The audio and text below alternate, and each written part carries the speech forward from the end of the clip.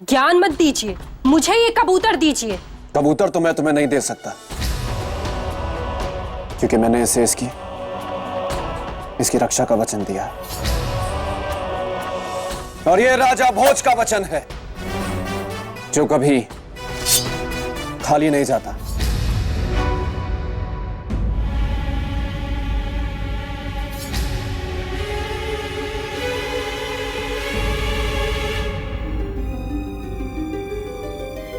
देवी, आप रोने क्यों लगी?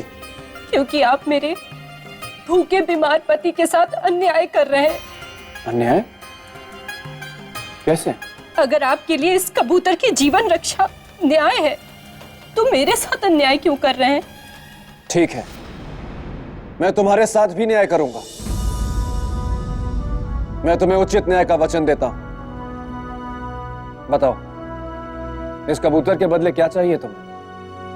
इस कबूतर के भार के बराबर स्वर्ण।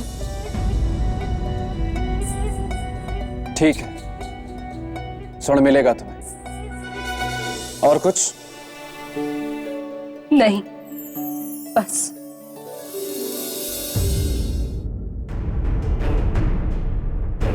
राजन, आप एक बार पुनः विचार कर लें। राजा भोज का निर्णय अडिग है। यही तो समस्या है कि इनका निर्णय अडिग होता है, और अब मेरे मित्र विक्रमादित्य के सिंहासन को पाने का निर्णय करके बैठ गए, और मैं इन्हें डिगा नहीं पा रहा हूं, जबकि मैं हूं बेताल, गलने नहीं देता किसी की हाँ? नहीं नहीं नहीं नहीं, वो क्या है मेरे परम प्रिय पेड़, अचानक मुझे याद आया कि ये वाक्य कि मैं हूं बेताल, गलने नहीं दूंगा किसी की दाल, मैंने सबसे ज्यादा बार जिससे कहा, उसी की दाल किसी और की पतीली में गल गई। हाँ, सौंदर्य लेखा की ही बात कर रहा हूं। वो आई तो थी मेरे साथ गृहस्थी की रोटी पकाने, लेकिन अब विवाह कुंडल के साथ प्रेम की पूरियां पकाएगी। विवाह कुंडल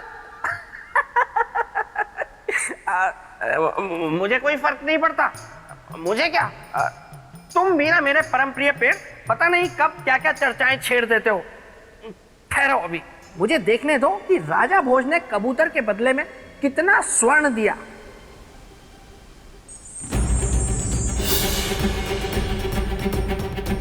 महाराज, इस कबूतर के भार के बराबर तो कोई लोहा ना दे, और आप? साहूकार,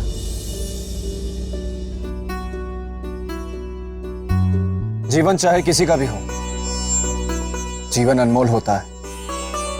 जीवन के सामने कुबेर का भंडार भी कम है। जैसी आपकी इच्छा महाराज। आइए, रखिए इस कबूतर को तराजू में।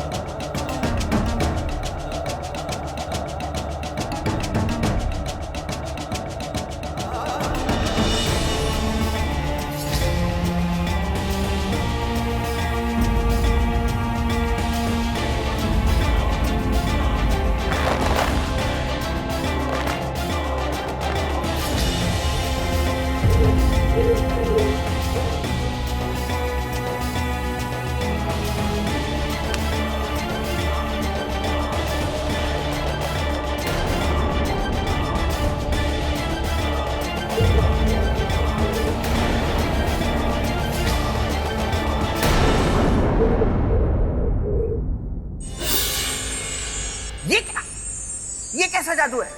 ये कबूतर के रूप में कोई हाथी है या हाथी के रूप में कबूतर है? इतना सब कुछ रखने के बाद भी तराजू टस से मस ही नहीं हो रहा।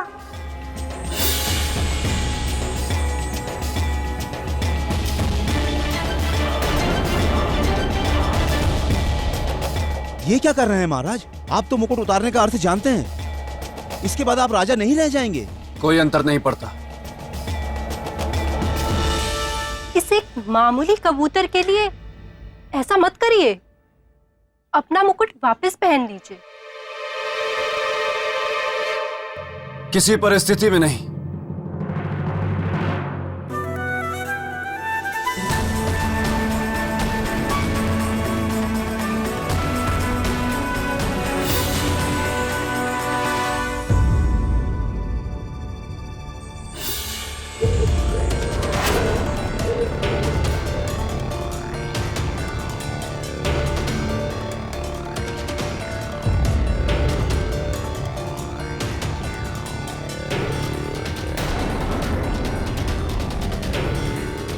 अब क्या करेंगे? अपने आप को बेचेंगे? यदि न्याय के लिए मुझे अपने आप को भी बेचना, तो बेच दूं, परंतु किसी के साथ अन्याय नहीं होने दूं। राजन, अब तो न्याय के लिए संध्या तक प्रतीक्षा करनी होगी, क्योंकि हाट संध्या को ही लगता है। करूंगा प्रतीक्षा। महाराज, आपने कबूतर की जान तो बचा ली। इसके बदले में आपने भीलनी को सब कुछ दिया, यहां तक कि अपना मुकुट भी। इससे तो भीलनी की कई पीढ़ियों का भरण पोषण हो जाएगा। तो फिर आप अपने आप को क्यों बेचना चाहते हैं? ताकि मैं भिल्ली और कबूतर दोनों के साथ समान न्याय कर सकूं। क्या ऐसा करना इतना आवश्यक है? क्योंकि अगर मैं ऐसा नहीं करूंगा तो न्याय कलंकित हो जाएगा। जिसमें आपकी खुशी, मैं तो आपके भले के लिए कह रहा था। चुपचाप आप कबूतर लेकर निकल लेते, भीलनी आती अपना सामान लेकर जाती। यह असंभव है। तो ठीक है, हाट लग रहा है वहां, अब जाइए।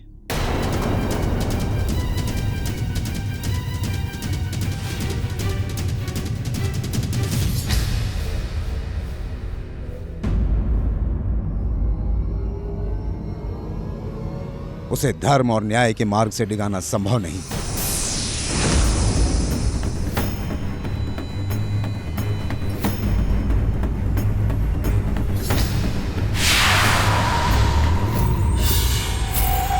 महामाया, कैसी है ये माया?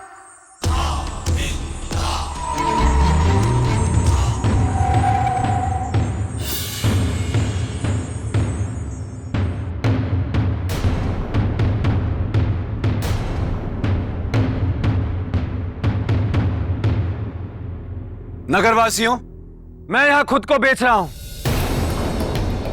इसलिए मैं आप सबसे निवेदन करता हूं कि मेरी ऊंची से ऊंची बोली लगाएं और मुझे अपना सेवक बनाएं।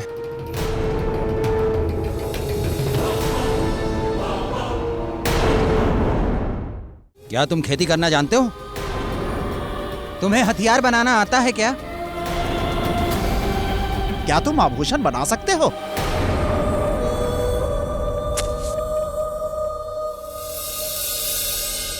नहीं, पर आप मुझे अवसर देंगे तो मैं सीख लूंगा। तुम्हें कोई नहीं सिखाएगा भाई, क्योंकि तुम्हें इस काम का अनुभव नहीं है। चलो भाई चलो, ये व्यक्ति हमारे किसी काम का नहीं। चलो चलो भाई, चलो भाई, चलो चलो, किसी काम का नहीं। चलो। अरे आप कहां जा रहे हैं? अरे आप लोग ऐसे नहीं जा सकते। अरे मेरा मूल्य तो लगाओ। मैं अपने आप को बेचना चाहता हूं। मेरा मूल्य लगाइए। क्या इस नगर में कोई भी नहीं है जो मुझे खरीद सके?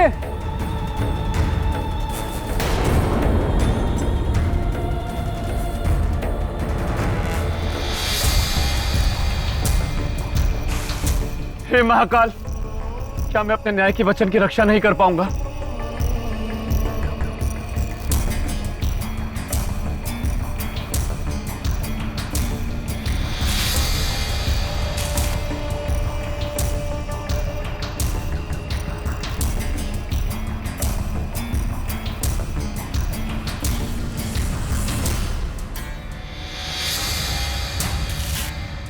सुना है यहाँ कोई विकराल। कौन है वो भाई?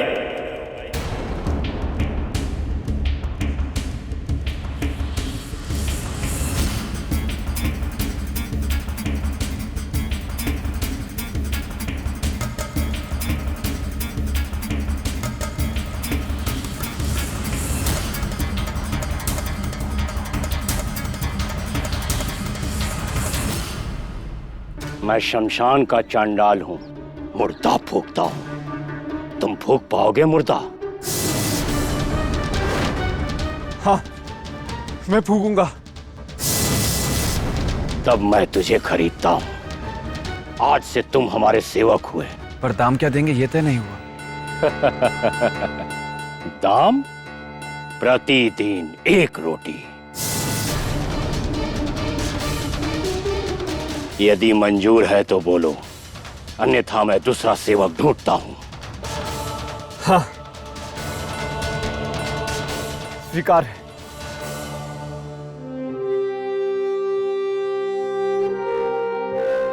इसे कहते हैं चाँद भी गवाना और भात भी ना खाना।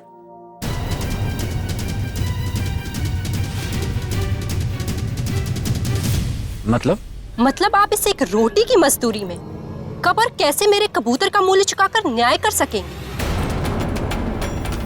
मैं और प्रतीक्षा नहीं कर सकती। और यदि सच में आप मेरा न्याय करना चाहते हैं तो कल संध्या तक मुझे सोना लाके दे दीजिए, वरना भूल जाइए न्याय और भूल जाइए ये कबूतर।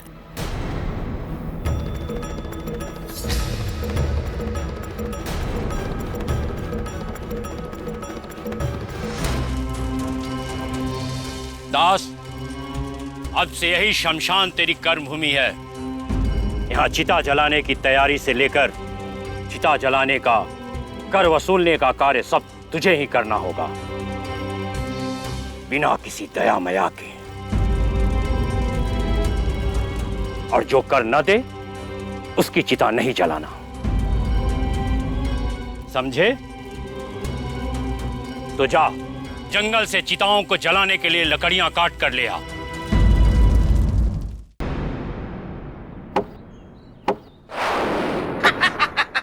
राजन, बेताल, आप यहाँ? मैं आपकी कुछ सहायता करूं? इससे? ये तो फिर भी काफी बड़ा है। इसके लिए तो मेरा नाखून ही काफी है। नहीं।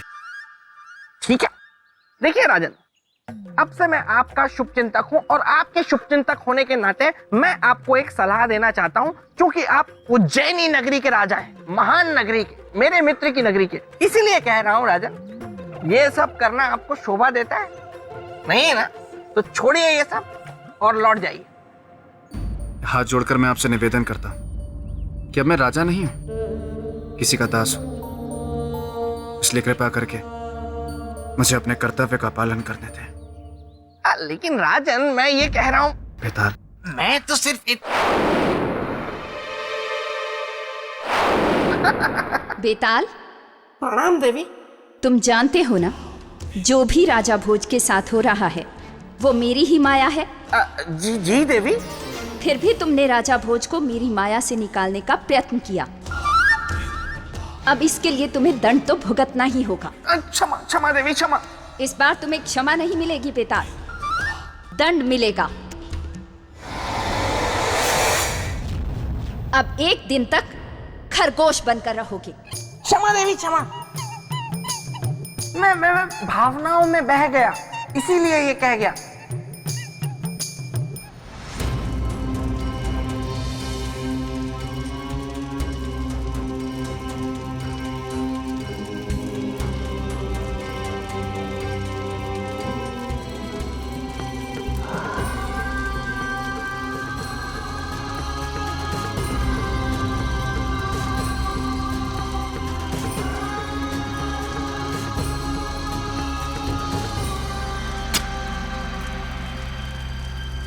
सेवक, कितना कमाया?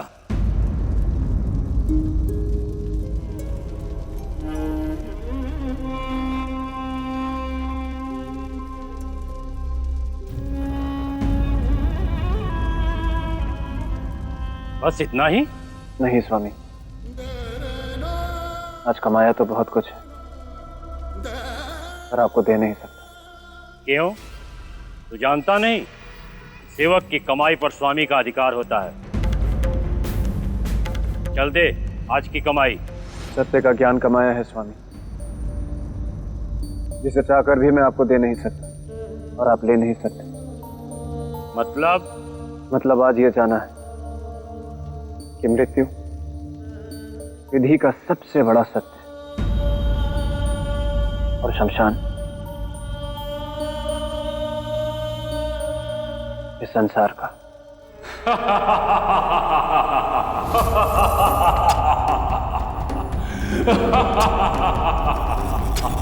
तू तो बड़ा ज्ञानी है रे।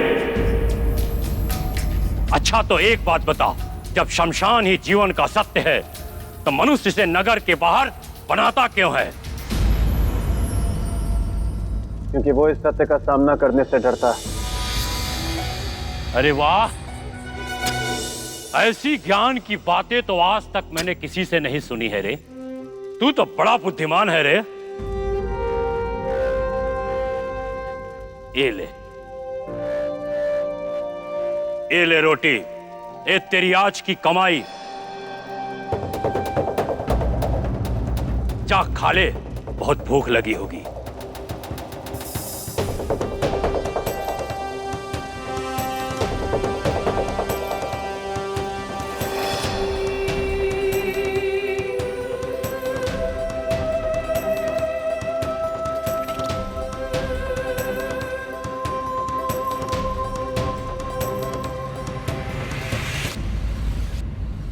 तू अभी भी इस आस में बैठा है कि तेरा वो रक्षक राजा भोज तुझे बचाने आएगा?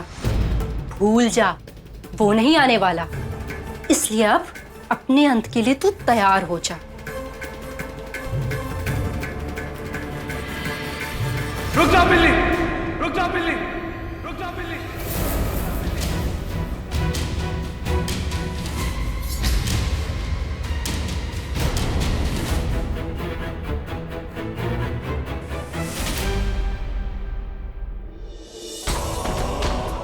तुम्हारा न्याय करने मैं आ गया हूं।